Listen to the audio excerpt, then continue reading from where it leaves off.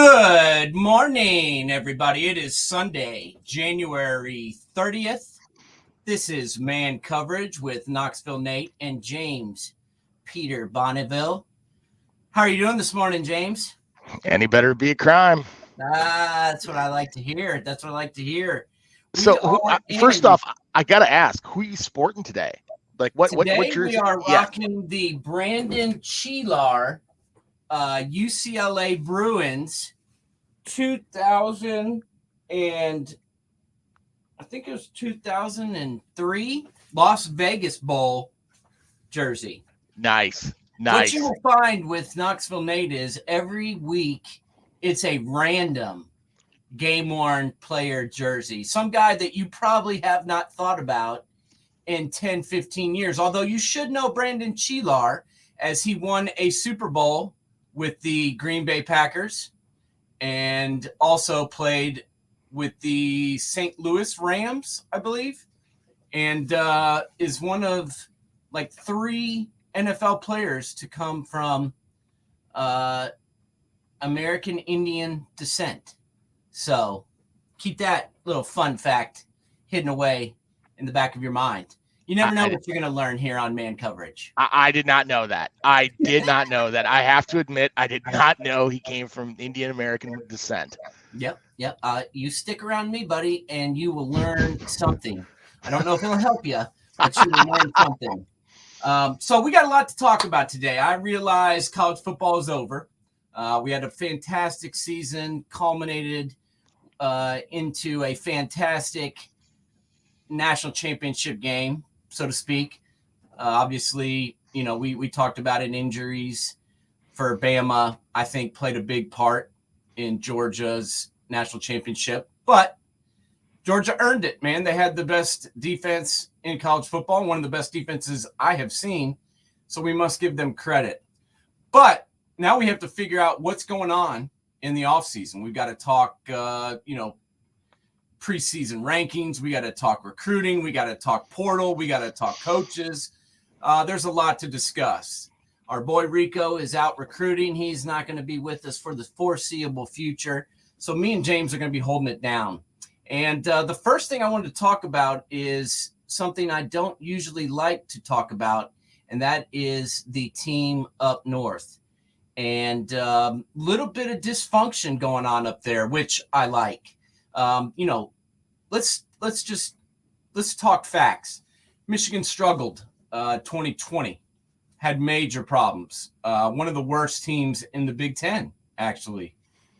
Jimmy Harbaugh had to take him a pay cut. Was not happy about it. Let's be honest. This year, all the stars aligned and everything went really well for them. And Jimmy's going to hold him to the fire because he is getting offers from NFL teams. This week, Mike McDonald, the Michigan defensive coordinator, let's be honest, Michigan was led by their defense. Aiden Hutchinson, as well as Jabo, the other defensive end. Dax Hill. Yeah, they really spearheaded that team's success. So McDonald, their defensive coordinator, who was only there 1 year, is now gone and headed to the NFL and is going to be with Jim's brother, John Harbaugh, for the foreseeable future. Also, we got word yesterday that Jimmy Harbaugh is interviewing with the Vikings, or at least that they are trying to interview with him. Some rumors are he's already interviewed. Other rumors are they've requested an interview. I don't know which is true, but he's definitely talking to some NFL teams, and his defensive coordinator's gone. What's going on up there, James? That's going to be interesting to see if he does go to the Vikings. I mean, I can see it and I can't see it. I mean, if I'm an NFL team, sure, you look at the record and what he did at San Francisco was remarkable, bringing them to a Super Bowl to go up against his brother. But the problems he had with the front office there, especially with the new GM, I'm not sure I'd be all buying in. But let's say he does go, okay? I mean, there are a couple names that pop in my head right away who would be instant candidates. I think from a continuity standpoint, because Michigan tends to not rock the boat except that one stretch after Lloyd Carr. I could see them going after a guy like Josh Gaddis, and you keep the continuity there, a lot of the staff there. I think it helps out a lot. And another name that keeps popping in my head is Matt Campbell. I mean, Matt Campbell makes it very out there that he, if one of those jobs like Michigan State, Ohio State, Notre Dame opened up, he'd take the call, he'd listen. And I think Campbell would be a great fit. I mean, there are other names out there, but those are the real two top names that I kind of think about if Harbaugh did move on to that next level. Yeah, I mean, as Matt Campbell lost a little bit of his luster, though, I mean, let's be honest. Matt Campbell was one of the brightest coaching prospects in all of college football over the last 4 or 5 years because of what he's done at Iowa State. However, the last 2 years, with a proven, senior quarterback, Iowa State has struggled. Has the luster worn off? I don't think so. I mean, at the end of the day, it's Iowa State, and he has taken Iowa State to a place they've never been. I mean, they're just relevance. Yeah. I mean, let's be honest. I mean, when they fly somebody in on a recruiting visit, they got to drive down to Des Moines to pick the guy up. There's no airport names. Yeah. So, I mean, it's a tough place to coach. It's really difficult. And what Matt Campbell has done there is unreal. I mean, they're never going to be a consistent 10-win team. They're just not. They just don't have the resources to be playing that realm. Now, in the new Big 12, could they be better? Absolutely. I mean, Campbell's proven it. Wherever he's gone, he's done well. But, I mean, when a job like Michigan comes calling, I mean, I'm not going to lie. If I were him, I would seriously consider it. And try to take over that helm. No, I agree. I think he probably should have left last year, honestly, because like you said, what's he going to do? He's not going to win the national championship at Iowa State. Yeah. I like how he has been loyal to them. Loyalty is not something that we see a ton in college football these days. So I want to give him a little bit of respect for staying in one place and trying to make it happen. But he's not going to win the title there. Let's be honest. I mean, could he potentially win, a Big 12 title there? Maybe after, Oklahoma and Texas take off. Not like Texas has given him any problems, but after Oklahoma leaves, he could potentially win it. But I don't see him winning the national championship. So why not capitalize on what you've done and take a big job? But obviously, we're speculating here. The Michigan job would have to come open first. But, there's definitely some rumblings going on in Ann Arbor, and I love it. I'm actually want Jimbo to come back so he can kick his ass again, and all will be right with the world. But I digress. Another piece of news in the SEC world, and something we talked about before, was that Derek Mason was basically being relieved of his duties. They basically let him resign, essentially, and gave him a little bit of respect, which they should have, because I believe the core of that Auburn team was their defense as well. He has moved on and is joining the mullet in Oklahoma State. Coach Gundy didn't waste time and got Derek Mason in there, which I think is a good move. I like Derek Mason as a defensive coordinator. I think he will do a good job. They've already got a good defense in place. And I think he'll add his own touch and continue the trend for the Cowboys. What do you think, James? I'm in agreement with you on that. I mean,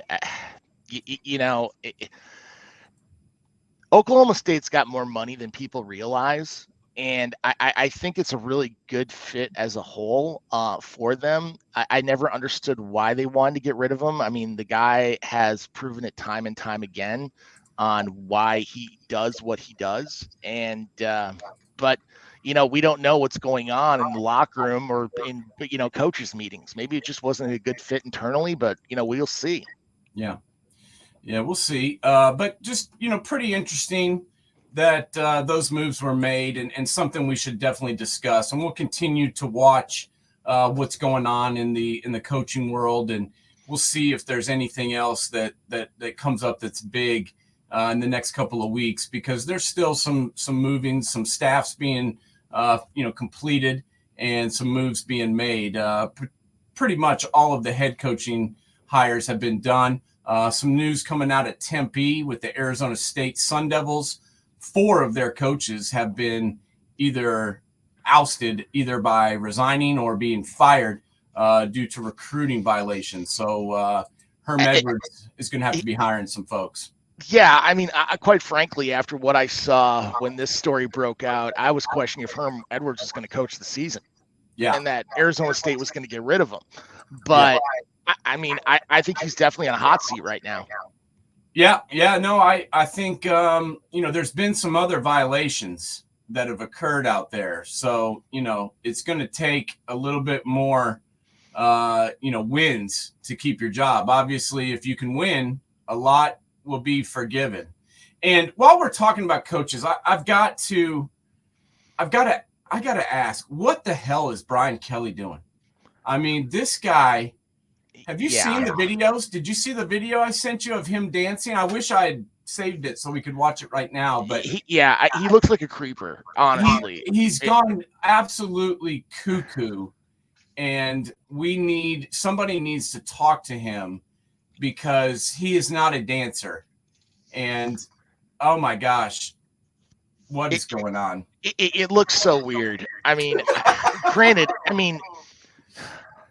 they have so many needs to fill right now with guys that have transferred out, guys that have left the program. I mean, heck, they only had 35 scholarship players in the bowl game. Why are they even playing the bowl game? I don't know. I just look at that and I'm like, I think he's going to have a rough go of it at first. But let's be honest, at the end of the day in Louisiana, that fan base is going to be recruiting just as hard as the head coach to keep those homeboys home. And there's so much talent in the state of Louisiana that they could restock really quick and make them really competitive. But it's going to take some time. I mean, it gets a lot to get to that scholarship limit. So, Brian Kelly, I mean, remember when Jim Harbaugh started off at Michigan? He did a lot of weird recruiting stuff, and it didn't go over well. He scaled back, and hopefully Kelly realizes some of the mistakes, because I can only imagine Nick Saban rolling his eyes every time somebody passes him the social media of what Kelly's doing in Baton Rouge. The funny thing is that he's actually doing a good job. Mm-hmm. I mean, he's actually getting some good recruits. He's actually, getting some guys in the portal. I mean, he got Max Johnson. He got Max Johnson's brother. It's crazy to me. Oh, no, they went to A&M. They went to A&M. Yeah, I mean, I'm talking about he did get a quarterback. He got he got Miles Brennan to stay. He's gotten some guys through the portal. LSU's ranked in the top 5 in the portal right now as far as who they're bringing in, and they've also, the recruiting hasn't gone as well, but that was to be expected with the coaching change. So I think the fact that he's getting all these guys through the portal is pretty amazing, considering the fake accent, the horrible dancing. I mean, it's nuts to me, and I don't know. I don't know how it's working, but it does seem to be working. I mean, the guy's a winner. He's the winningest coach in Notre Dame history. So, I mean, the question is, can he win at LSU, James? I think he can. I just don't see it happening right away. I mean, they're going to have players, but they're going to have no depth. And in the SEC, if you don't have a good 2-3 depth chart, you're in trouble. I mean, because injuries are going to happen in that conference. Heck, any conference for that matter. Yeah, there's no doubt about that. So, obviously we'll continue to watch, the college football coaching carousel and what's going on with that. We're also going to have a guest today. We're going to have the Bowling Green Hall of Fame quarterback, Joshua Harris, is going to be joining us. He just texted me. He's going to come on. This guy was an absolute dog at the quarterback position. He helped basically invent the spread offense with Urban Meyer and Dan Mullen at Bowling Green in 2003. Was the Motor City Bowl MVP over Northwestern, and threw for almost 4,000 yards and ran for 1,000 yards in his senior season. He put up video game numbers. It was exciting watching Bowling Green play it during his time period there. Yeah, I mean, it was fun to watch, and he was a great player. Was drafted by the Baltimore Ravens, and played some professional football too. Uh, Great guy, great player. Very interested to talk to him. Also, want to talk a little bit about our 2022, impact freshman. We talked about it last year. We broke down the guys. I nailed it. I just want to be honest. I thought that Travion Henderson was my number one guy, and he was a freshman All-American. I was right on a lot of my picks. Rico was right on a lot of his guys. And tonight, we're going to talk about the impact freshman for 2022. James, I'm going to let you start it off and talk to me about some of the guys that you think are going to tear it up as freshmen. I think we should start off with Luther Burden. He has drumped up the charts so much. Great talent. I mean, everybody and their dog was recruiting this kid. Now he has jumped up all the way to number 3. When I looked at the list, I mean, I prepared this a little while back, but he is just somebody that really jumps off the charts for me. He's out of East St. Louis, Illinois, which has produced some insane talent over the years. I mean, from a speed standpoint, power standpoint, I mean, people remember like Brian Cox in the NFL, Kellen Winslow. I mean, the list goes on and on. But when you watch him play, he's got really good speed, but his hips and footwork are unreal. Like, this kid cuts on a dime. And you look at what the alpha nerd Drinkwitz does at Missouri. If they can get that quarterback situation solidified, I can see him being on the field and really doing a lot of damage. I mean, the comps I've been seeing on him of Jeremy Macklin or Amari Cooper. Honestly, when I watch this kid, I see Odell Beckham Jr. I mean, this is a kid who I think is going to come in right away and make a real impact and probably be first team All SEC by his sophomore year. What are your thoughts, Nate? I was actually blown away that Missouri got this guy. I mean, look at him on tape. I mean, he looks solid. He looks fast. He looks explosive. This East St. Louis, like you said, has produced some ballers. I always think about my boy Ezekiel Elliott coming out of that area. They also produced a hell of a lot of basketball players too. It's just a great athletic hotbed. And this guy, look at him. I mean, he can catch the ball. He can see the field. He just jumped over somebody. He's got burner speed, breakaway ability. I mean, everything you want as far as a wide receiver. And to be honest, I think he's the top recruit that Missouri has had since Dorial Green Beckham. Yeah, I agree. Do you? And to me, he looks a little. I mean, he's different than Dorial Green Beckham. He's a little bit. He's not as big, and he looks a little bit shiftier. But I definitely like what I see from him on tape, and I think with that Missouri offense and the way, I mean, Missouri kind of flew under the radar last year, but they actually played pretty well considering the personnel that they had. Oh, I mean, offensively, the alpha nerd has done an incredible job. Their problem was on defense. They couldn't stop a cold. And you look, I mean, Drinkwitz has put a huge emphasis on recruiting the state of Missouri, specifically St. Louis. And East St. Louis just being right across the river in the suburban St. Louis area. I mean, this is a kid he had to get. And you're right. This is kind of like Dorial Green Beckham. I mean, he needed this type of kid to really reshape the image and culture of what he's trying to do nationwide. Yeah, no, I agree. And, that when I think of Missouri, I think of offense, and I think of, their ability to throw the ball, with Drew Lock and a lot of their other guys that they've had in the past 10, 12 years. A lot of times they've been able to get it done. Connor Bazelak. I mean, before he moved on to Indiana, I mean, that kid was slinging it. Yeah. Why did he leave? I mean, that's a great question. I don't know, but a lot of these guys, you don't understand why they leave certain programs, but I wish them the best of luck in Bloomington and with Tom Allen there. So no, I do too. I'm going to go next, and I'm going to talk about someone that I got to see up close and personal here in Knoxville, Tennessee. And that is the number 2 overall player in Walter Nolan.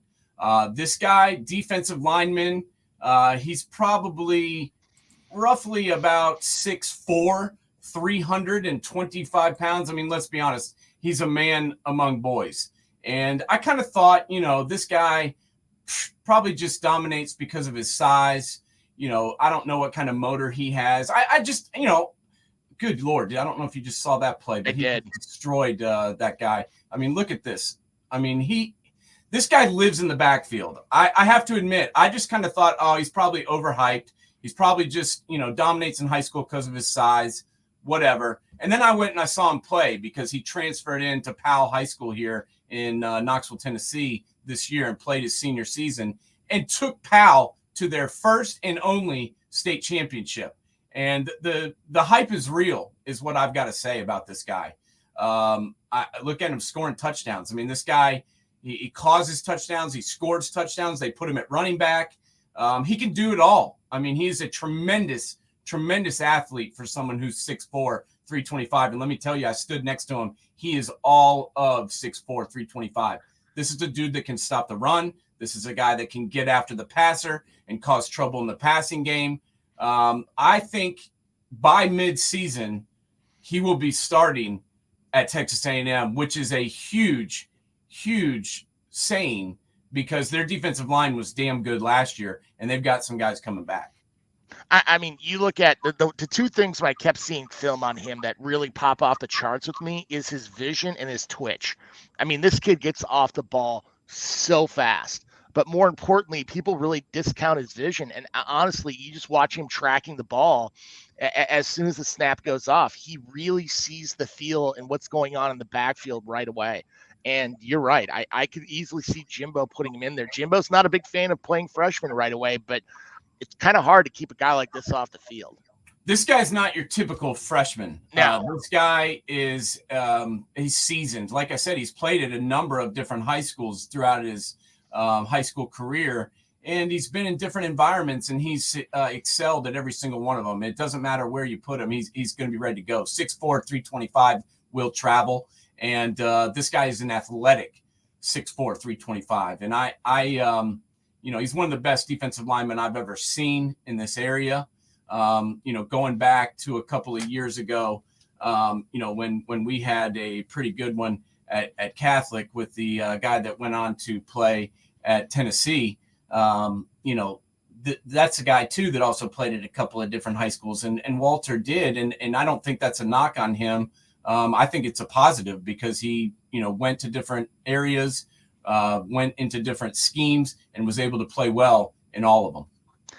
There was a highlight about 4 back that just really emphasized my thought process on vision. He got off the line. He got off his block and then just shuffled down the line, watching the running back and quarterback, and still got in the backfield, 5-6 side steps to the left, and then accelerated forward. I mean, that's just great vision and anticipation. You gotta like this kid because he's doing stuff that college guys and pro guys are doing right now. Yeah, they're going to take it to the next level and really make an impact. Yeah, he's got a great first step. Like you said, he's got great vision. He's got great quickness, and he's got some different moves. I mean, it's not if you watch that film there, it wasn't just bull rushing. He can get around guys. He can do a swim move, all that. James, I'll let you go to your next impact freshman. Hey, you got to go with Drew Aller out of Medina High School in Ohio. He's going to Penn State next year. Honestly, I kept going round and round on the comps on this guy, but the comp that keeps coming back to me more and more is Josh Allen.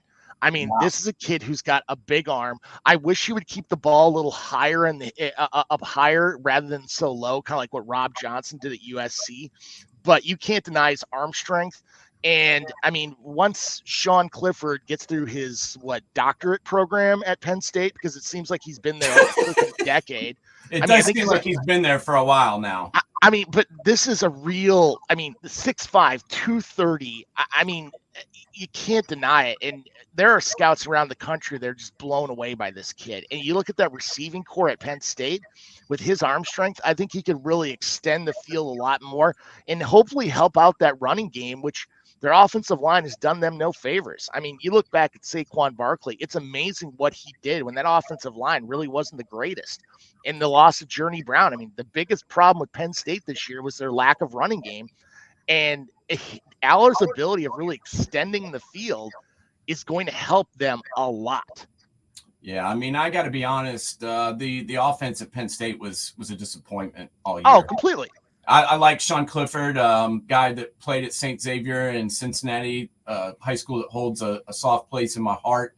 I love Coach Specht and all that I respect everything they do there, but he didn't play that well, and he was banged up at times. Really, their best offense was either him throwing it to Dotson or him running. And that was pretty much all they had. And when he was injured, they did nothing. I can see this guy getting on the field pretty quickly and potentially replacing Clifford during the season. I mean, the only downside I could see to this, him getting that much playing time right away, is Clifford's got that locker room. And Drew, I think getting there early and getting the camaraderie with the teammates and having them believe in him is going to help him out quite a bit. But, I mean, you look at that arm strength, it's Josh Allen. It's like watching a carbon copy of the guy. And I hate putting that much pressure on a kid, but, man, there's so many similarities just in throwing style and how he attacks the game. It just looks very similar. He looks good. He looks like he can make every throw. He looks like he can pretty much do anything you need to do, and they need help on offense. So we're running out of time here on this segment, so I want to get to my next guy, and that is the number 1 linebacker in the country coming out of high school. Look at this kid, number 1 from Archbishop Alter in Dayton, Ohio, CJ Hicks. This guy is a run and hit linebacker. Watch him. He can come off the edge, smack the quarterback, cause turnovers. He can intercept passes. He played running back. He played receiver. There's nothing this guy cannot do. He's got extreme football intelligence. He's got an explosive first step. And this is a guy, he also returns punts, as you can see right here, because he was the best player on the field when he was in high school. This guy's a 5-star. He's a dude, man. He is the dude. And that's what Ohio State has lacked a little bit on defense the past couple of years. Think back to when the dominant Ohio State defenses have been out there. It was Chase Young. It was Joey Bosa. It was Nick Bosa. These guys that just made a difference. A.J. Hawk going to way back in the day. There was always a guy that was just the best player on the field that could always make a play when you needed a play made. That is this guy. This guy, I can see in CJ Hicks, I can see him starting as a freshman. Maybe not day 1, but I can see him definitely starting this season. And that's because he's a difference maker. He's already 6'3", 215 pounds, and the number 7th rated player nationally, number 1 linebacker, number 1 player in the state of Ohio. Let's be honest, the state of Ohio's got some damn good football players, and to be ranked the number 1 player in the entire state is saying something. And I just can't find anything wrong with this guy's game. This is a bad comparison, okay? But I'm talking more from an impact right away. This reminds me a lot of Andy Katzenmoyer. Grant, I am dating myself a lot right now. We're talking late 90s. But look at when Andy Katzenmoyer got on the field his freshman year. You knew he was the best player on the field. And CJ Hicks has that potential on a linebacking core that really struggled last year. I mean, heck, for the last 2 years. And I mean, you look at the depth chart, I think he could come in and really do the damage for Ohio State. Yeah, they're going to need – I mean, that's the other thing is not only is he good enough to play for the Buckeyes and play in the Big Ten right away, but also this is a position of need. I mean, Cody Simon, Cade Stover, Steele Chambers. I mean, Stover and Chambers were 2 guys that played offense that the Buckeyes had to move to the linebacker position just because of depth and because of need. And to be honest, Steele Chambers by the end of the year was probably their best linebacker. And this is a guy that played 3 years of running back at Ohio State. So I like Steele Chambers. He did a great job. I give him tons of credit. But that is not a good thing when your 3rd or 4th string running back moves to linebacker and is your best player at the position. That's not good.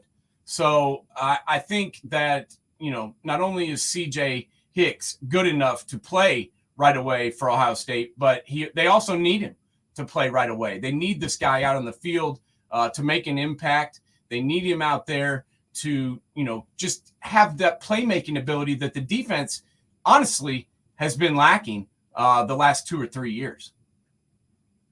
Yeah, no, I agree. I completely agree. So we'll see what happens with CJ, but I think that I think he gets out on the field early. I think he gets out on the field often, and I think that he'll make an immediate impact on this defense. And we've got to, we've got to think that he also has got Mr. Styles, another 5-star player who is from Pickerington Central, Sonny Styles, who is the number 2 ranked player in the state of Ohio. He is also going to be playing for the Buckeyes and definitely getting out on the field early. So those are our impact freshmen for 2022. Those are the guys that me and James are going to see out in the field early and often. And now we're going to welcome in our guests. We've got Mr. Joshua Harris ready to join us, and I'm going to pop him in. Joshua, how you doing today, buddy? Guys. I'm good. How are you? I'm doing great. We appreciate you joining us. We are just talking a little college football here. We've been breaking it down all season. Obviously, the season is over, and we are, talking about everything that lies within the off season. And we had a pretty good year this year, and got to see somebody besides Alabama win the national championship, which we enjoyed. And obviously Georgia had a pretty good season. Did you get a chance to watch the title game, and what did you think of Georgia this year? I did watch the title game. I thought that Georgia was strong. I thought that it was a solid game, and ultimately they made less mistakes, kind of overpowered Alabama, and obviously pulled it out. The quarterback story is pretty phenomenal.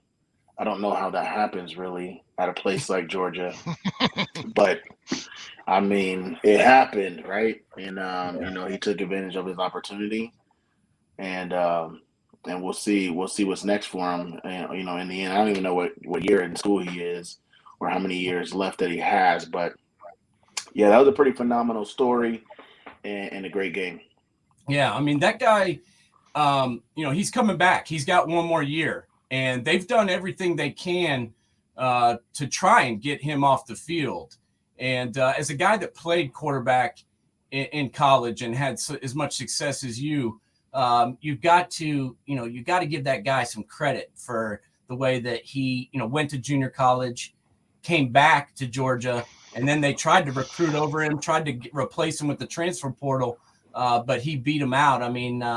I've got a lot of respect for the guy and what he did.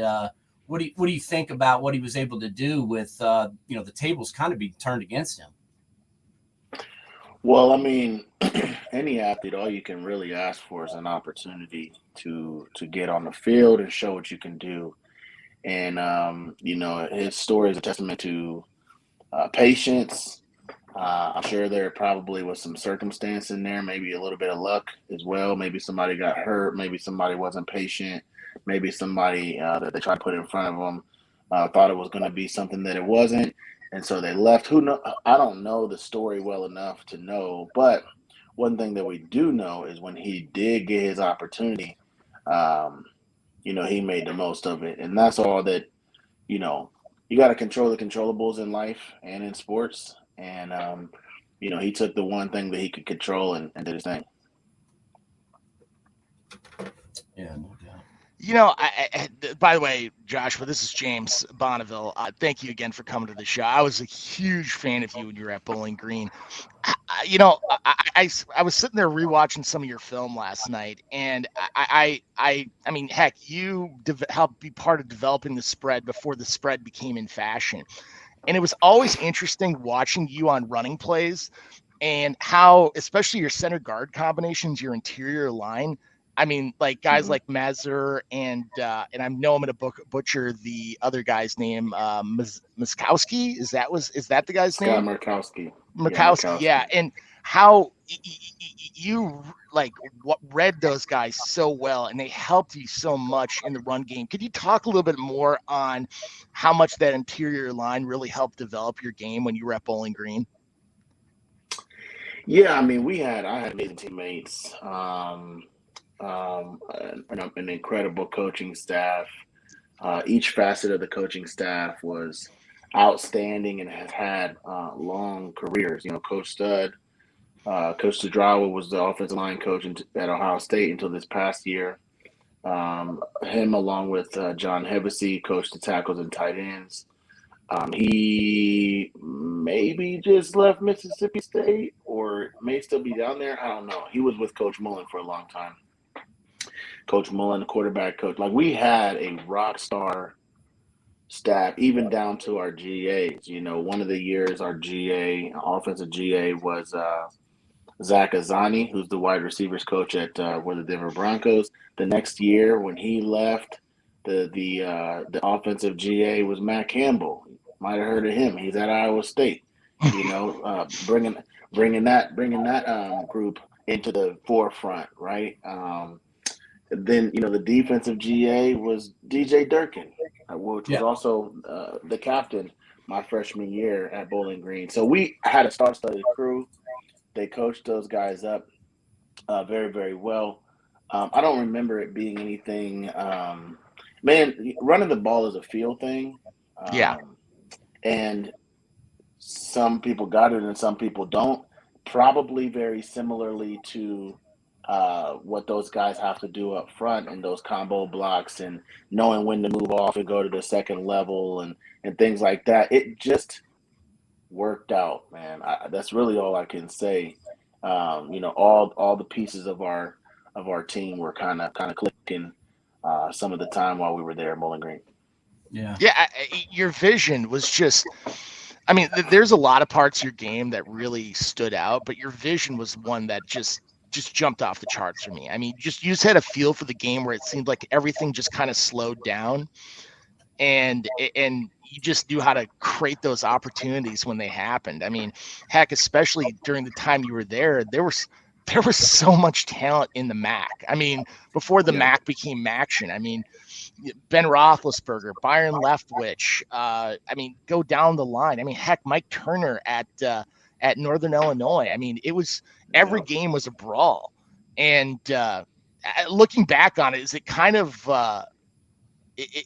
shocking, or did you kind of always see that when you were watching film and playing against those guys that you knew that they were going to take that next step to the next level? No, I don't think that anybody knew. At least I didn't. I wasn't paying attention. I was pretty focused on the task at hand.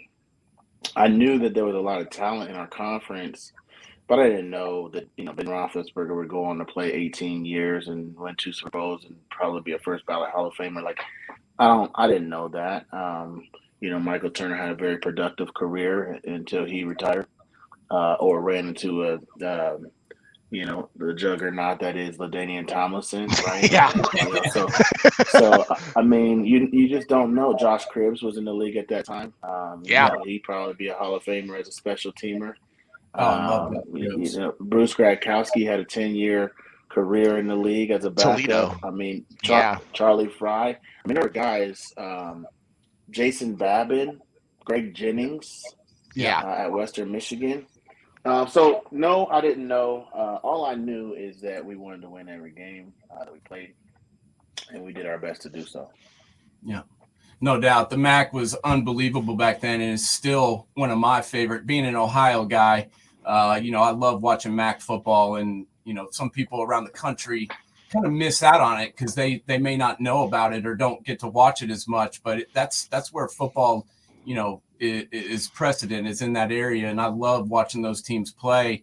And the game definitely has changed, Joshua, from that time. And I just want to get your thoughts on some things that are new. Back then, if you wanted to transfer and go somewhere else because you weren't getting to play, you had to sit out a year, and there was the schools had the ability to block where you could go, and obviously you couldn't get paid and get the NIL money. So I just want to get your thoughts on some of the new things that have popped up in college football and how you think it's going to change the game moving forward. So where do you want to start? Start with the start with the transfer, man. I mean, what do you think about the ability for guys to go? I've always been for it. I think that if, you're sold a bill of goods, you get to a school and it's not like you were, told it was going to be, I think you should be allowed to go somewhere else. What do you think? So I don't know how the transfer portal works. Maybe you could tell me how. I mean, is anybody allowed to leave anytime without penalty? Yes.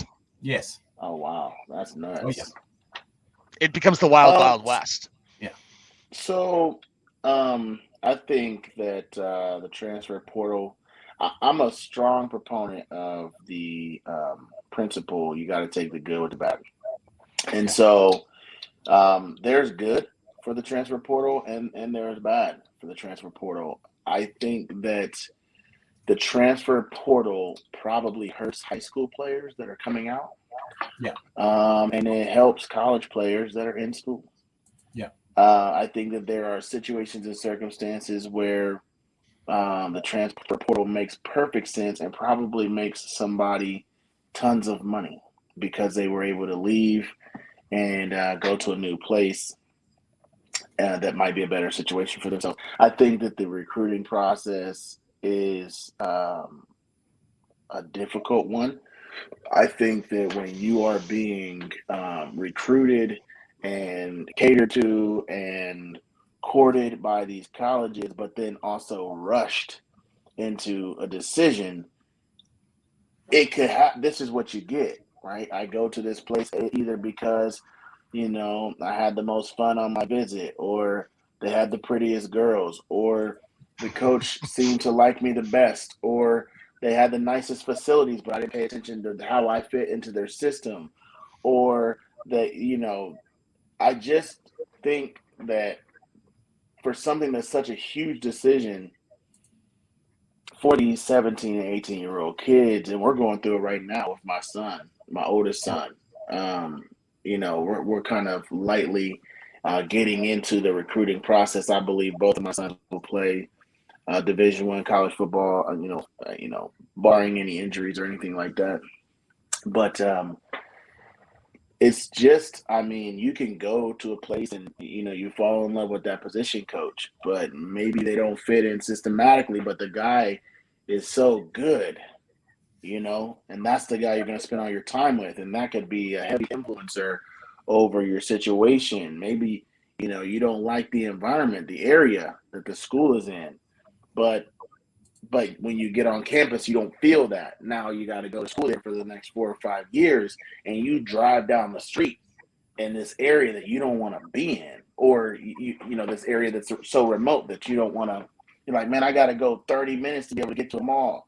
Like that is, that I think that it's hard to make, and a lot of people do make the right decision, but it's hard. It takes a little bit of luck. It takes some proper planning. It takes some mental fortitude to stick it out, and or some courage to leave. Like people are not talking about when these cats jump in the transfer portal. Basically, that everyone jumps on them. Everyone being the fans jump on them and say that the guy is afraid to compete. Well, like nobody likes breaking up with people. Yeah. Like, do you realize how hard it is to tell your teammates I'm leaving, bro? Like, you're leaving your roommate, the guys that you came in with. And this is why I tend to not get into back and forth with fans, because they just really don't know. Yeah. So again, I think it's good and bad, and I think in a case by case situation, it probably changes or saves somebody's life or future. Kind of going along the same topic. I mean, you look at your recruiting process. You were recruited by Coach Blackney, and then Urban Meyer comes in, and then Coach Brandon. I mean, what was your thought process during those coaching changes of yourself? I mean, that's kind of a traumatic thing, because I know a lot of players sit there and worry, is the offense going to help benefit me and the team long term? I mean, go through that process with me. What was your headspace during that time period? Well, my freshman year, Coach Blackney, when he basically announced his resignation mid-season, I was kind of going through my own thing. Like, I didn't even want to play football anymore, not because of Coach Blackney leaving, or I was going to transfer home and go to Ohio State and just be a student, or walk on and play football. And so I had kind of walked down those steps. I had registered for school, or applied to get to school and everything. And it just was last minute that I decided, I went with my gut. My gut told me you can't go home. And I went back to school in the winter for winter break. And the rest is history, right? Because Coach Meyer was there, and stuck it out. Now, when Coach Meyer leaves, um, it's coming off the heels of a strong junior season, and the NFL conversation is looming, and it's like, well, if they don't hire Coach Brandon, do I leave and just take my chances in the league? And at that time, I had a fifth and sixth round grade, and so I'm like, well, and then they hired Coach Brandon, so I stayed. But at that time, the day before we had the team meeting, I had teammates calling me saying, I heard Coach Meyer's leaving. I'm like, I don't believe it until he says it. But people asking me, if he leaves, are you going? Yeah. And I'm like, I can't even think about that. I don't even know that that's an option. Like, you guys are way far down the line than me. I'm here right now in this moment, thinking that he's going to be still our coach next year. So, And, uh, go ahead. no, it's amazing, like how a lot of fans only look at it from the wins and loss perspective, but they don't understand the headspace of the players and how big traumatic that is, especially going through the recruiting process. I mean, everything could kind of change on a dime, and it's just good to hear that kind of stuff, what you just said right there, because normal fans don't know that. They don't know what you guys are going through. No, they don't. And it was a situation where when Coach Meyer made his announcement that he was leaving, I mean, there wasn't a dry eye in the room. You're talking about, Yeah. 18 to 22-year-old young men that are reeling, that have bought into an entire program, experienced great success over the course of the last 24 months, and now hitting the reset button. I mean, it was a situation where there was one guy in the locker room. His name is Javon Burks. He was our middle linebacker and one of my co-captains for my senior year. And I mean, without him standing up and doing and saying what he said when he stood up, there's no telling what happens in that room. People might start to scatter, right? But he reminded us. He reminded us that it's not about the coaches or the administration. He reminded us that it's about the person on your left and your right, and that's who we actually play for. It's not about the fans. It's not about. It's not even about the university. It's about the guys in that room. And people were able to grab onto that. That ended up being the glue that held us together. And then, post meeting, the defensive guys come up and they're like, hey, if we can make a play for Coach Brandon to be the guy, and you guys can continue to score 35 or 40 points a game, we'll be okay over here on the defense. We'll figure it out. And so we went up and requested that from the athletic director. Myself, Scott Markowski, I think, was another guy that came into the room. And, um, we said, well, we want Coach Brandon. And they said, yeah, we'll keep it under advisement. I said, I don't think you understand. Like, I don't know what kind of team you're going to have in the fall. And it's not like we were trying to strong arm them. We were just telling the truth. Yeah. Like, we were telling the truth, man. Like, we're not trying to go through this again. And, I don't know what dominoes would have fell, especially as it relates to the skill guys. If I would have left either to try to follow Coach Meyer or just gone to the league, I don't really know. Obviously, they had Omar was there. He played after me and did an awesome job. Um,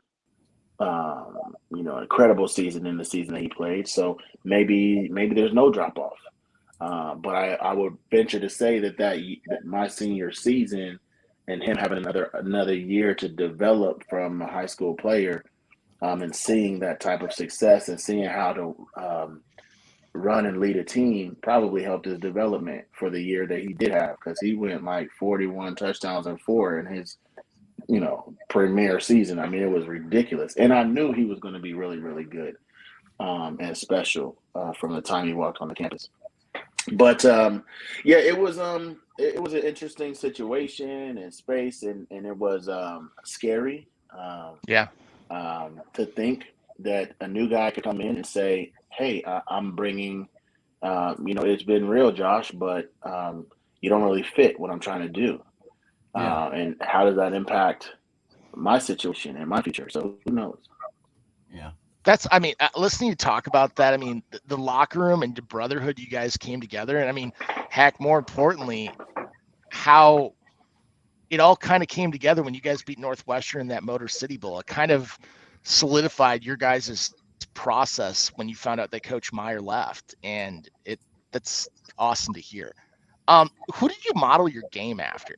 Like when you went to college? Because I mean, the name that kept popping in my mind is Mike Bishop, the old K-State quarterback, you were probably in high school and he was playing at K-State. But I mean, who did you like model it after? Well, I didn't really model it after anybody. I would say my game was probably more similar to Donovan McNabb's than Mike Bishop's. That makes sense. But I didn't really model my game after anybody. All I did was my job. People talk all the time about what was accomplished at the university. During that time, and people are very complimentary and thank me all the time, and thank you for putting us back on the map. Honestly, I really just feel like I just did my job, right? So if I was, early in my career, we'll talk about when Coach Meyer got there. Like my sophomore year, for the first part of that year, we were splitting time. I was splitting time with the other quarterback, Andy Sam, and I just wasn't ready to do a lot, developmentally.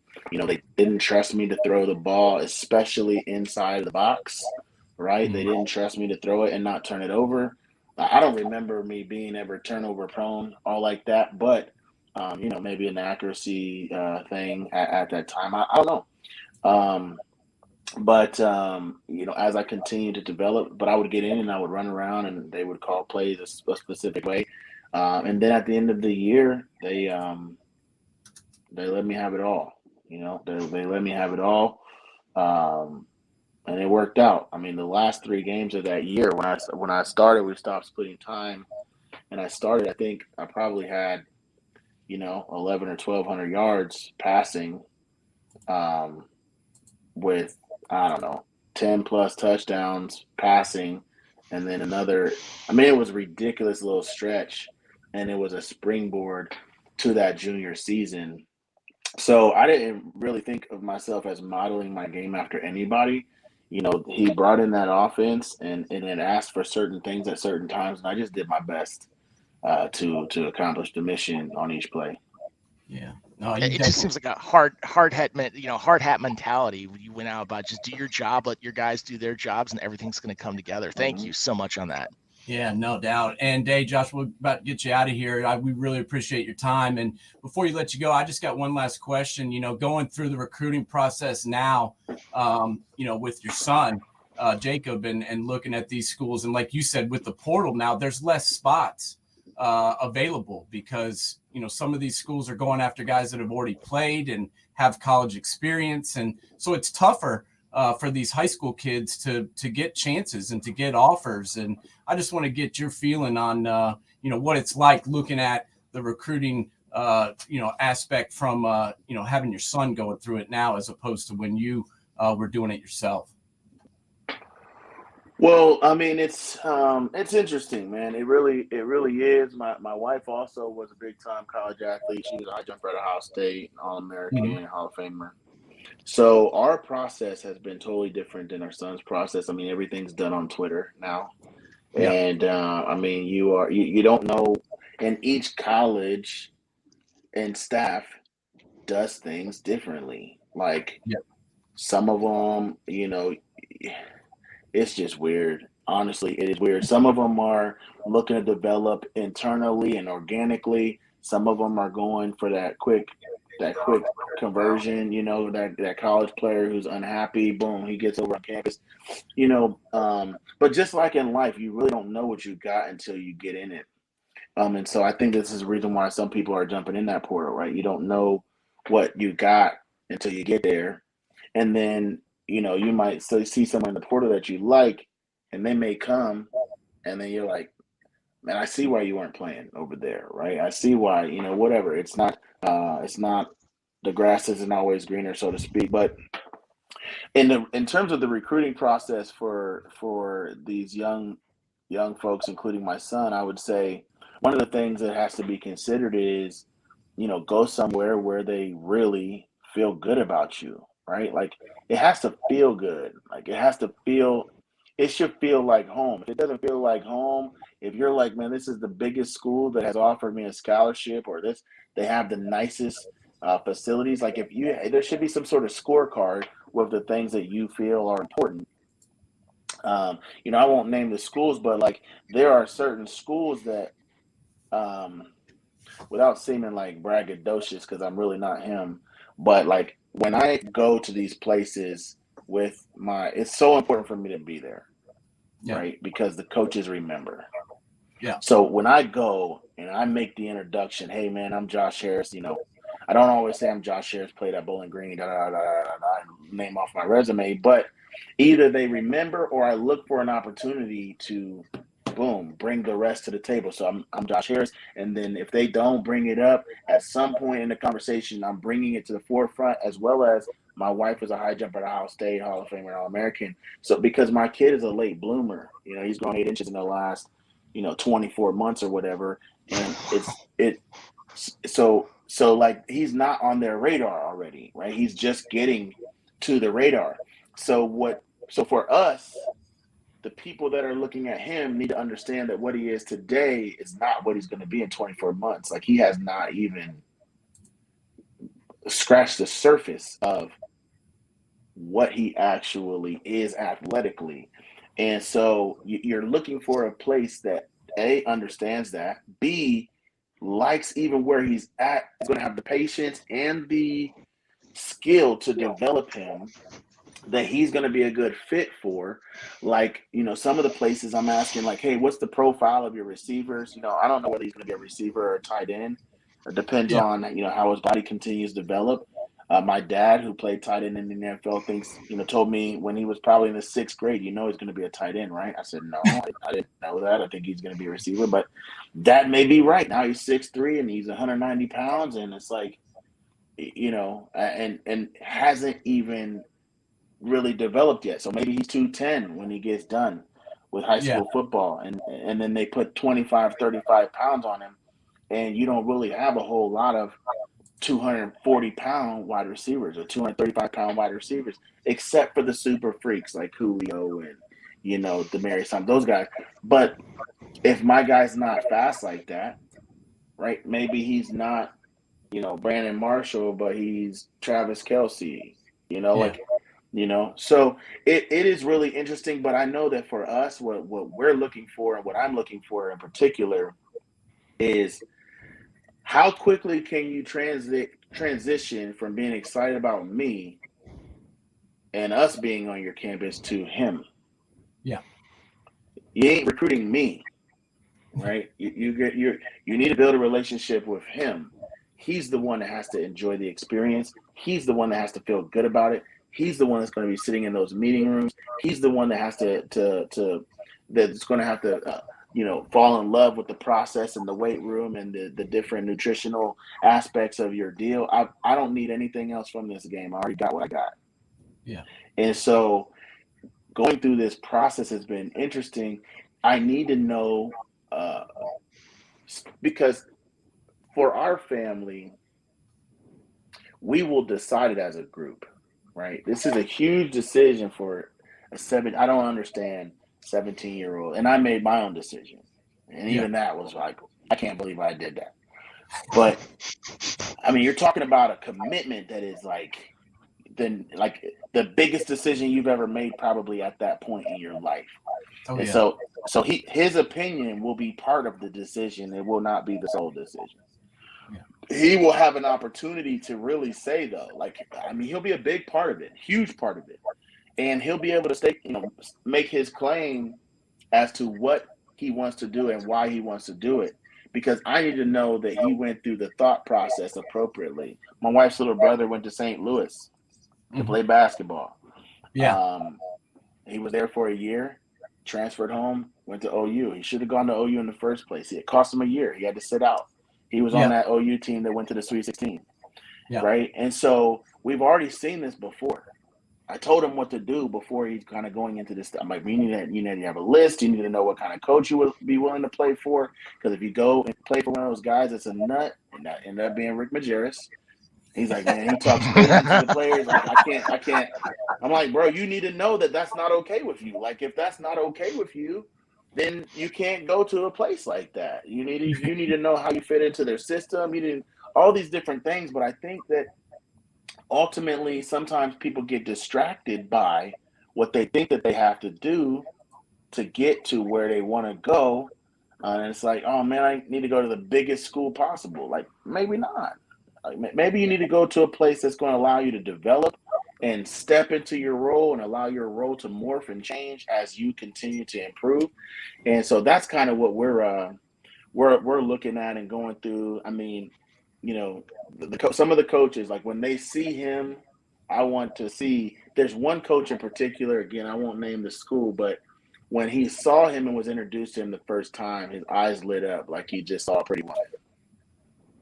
Like your wife walking down the aisle. Yeah. And you see her standing at the end of the aisle, and he's like, wow, right? I'm looking for that type of response.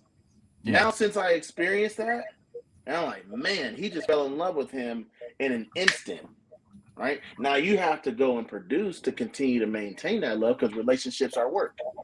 Yeah. But if you don't respond like that, now that I've experienced it, then what are you thinking when you see him?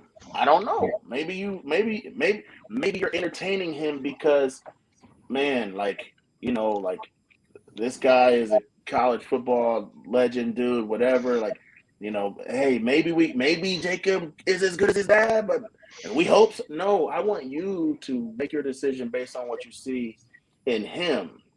And so, I mean, if I never would have experienced that, and maybe I wouldn't have that to go off of. Because we've met other people and they're just kind of like, oh, that's great. And they talk to them for a couple minutes and they're back to talking to me. It's like, I mean, I love to talk football just as much as anybody, but dude, I mean, this guy is the guy trying to go to school. Like, I'm gonna go back to selling life insurance once we get done with this. So like, I already played, more talking to him. Yeah. No doubt. Well, hey, best of luck to the search, and I hope you guys find the right fit. I know, when I was looking at schools, I went to a smaller school and played a little D3 ball because I wanted to play. I had some chances to go bigger places, but my biggest thing was I wanted to actually play. But as a kid, I didn't think about all the work that was going to come with it. I just figured, I'll go and play football and that'll be great. But man, when you get to college, you got to tell them, man, it's a lot of work. There's watching film, there's working out, there's running, there's, meetings. It's nonstop. And that's the one thing that I really remember that was different from playing high school, to playing in college. It was a full-time gig, in my opinion. For sure. Definitely. Well, awesome, Josh. Well, thank you so much. Like you said, you are a legend, man, and we appreciate you so much coming on today. We enjoyed speaking with you, and best of luck looking at schools for Jacob. Thanks a lot, guys. Have a good one. Hey, you too. Wow, that was a great interview. Man, that was awesome. Love that guy as a player. He's a cool guy too, and it's kind of cool just hearing him talk about his career and talk about looking at it through his son's lens as well. I thought it was really interesting. Well, I mean, the landscape has changed so much, but I mean, the one thing that I took away from is I could see him being one of those guys in the huddle that when he talks, everybody listens. Like he had command of that locker room, of that huddle. And he had that workman-like mentality that, he had a job to do. Yeah, sure, the stats are great, but I mean, he took pride in the work he did, and that is awesome. I thoroughly enjoyed listening to him today. It was great. That was really cool. And you know what? It's some people don't understand, what Bowling Green had going on there. Oh, absolutely. I mean, like he mentioned, he's talking about Omar Jacobs too. I mean, that guy was a hell of a college quarterback. Joshua Harris into Omar Jacobs, those two guys combined could not be stopped. Yeah. And I'm talking about through the air, throwing the football, running the football, whatever. You just could not stop those guys. And it was fun to watch, and it was amazing what they were able to do. The school that, some people don't consider to be a college football power, but definitely has had some success in the MAC and had some really good players go through there. And not, he brought up some guys that I had even forgotten that were playing back then, like Charlie Fry and Greg Jennings and some of those other huge players that were so good that I just sometimes don't think about. The MAC has just been so stellar. I mean, heck, even through just the 2000s. I mean, Antonio Brown. I mean, go down the list. Every program had players. Yeah. I mean, it's not like just one program. Every program had players, and the MAC was a slugfest. And a lot of people across the country don't really get a chance to appreciate what the MAC has to offer as a whole. I mean, heck, it's the cradle of coaches. Yeah, how many greatest coaches? That's what I was just about to say. Is some of the greatest coaches of all time. I mean, look at Nick Saban, who is the greatest college football coach ever to live. He played at Kent State. He coached at Kent State. He was right there, in the cradle of coaches in the MAC. And Kent State is a place that people think is not a good football school, but think of some of the players that have come out of there, Hall of Fame type players, Julian Edelman, Antonio Jason Gates. Taylor. Yeah. Jason Taylor. I mean, I thought he was still in the MAC though. I'm talking about still in the MAC. I mean, you look across the board. I mean, you go back and look at coaches who have won national championships. It's rare when you see someone not come from the MAC. I mean, there's so many. Don James, Gary Pinkel, Woody Hayes, Bo Schembechler. I mean, the list goes on and on and on and on. And it's a lot of people should really dive in deep because there's so many. I mean, Matt Campbell, PJ Fleck. The list goes on. Yeah, it's crazy. And I was lucky enough to, have my family be from Ohio. So I got to watch a lot of MAC football and got to be around it. And, my mom went to Kent State. My dad went to Case Western. I went to Ohio Wesleyan. So, my whole family, knows about Midwest schools and Midwest football. And, there's been some great coaches and players come from the MAC, and Joshua Harris, the guy we had on our show today, he was one of them. You got to respect him. I felt like I wasn't even part of the show, that I was just listening in. It was just so great listening to him talk. Yeah, no, it was cool. He brought a lot to the table, and I hope everybody enjoyed it. And we appreciate everybody tuning in. We went a little bit over today, but that's because we had one of the all-time greats giving us his perspective on his career, and also, his son, who's from Westerville Central in Columbus, Ohio. That's where Joshua's from, and that's where he still lives there in Ohio, in Columbus. And his son is playing, like he said, wide receiver, tight end, and it's going to be a good one, man. I watched some tape on him, and he's got some extreme playmaking ability. So I'm going to pay attention to see where he goes and see what his career turns out to be like. He grew 8 inches during the pandemic.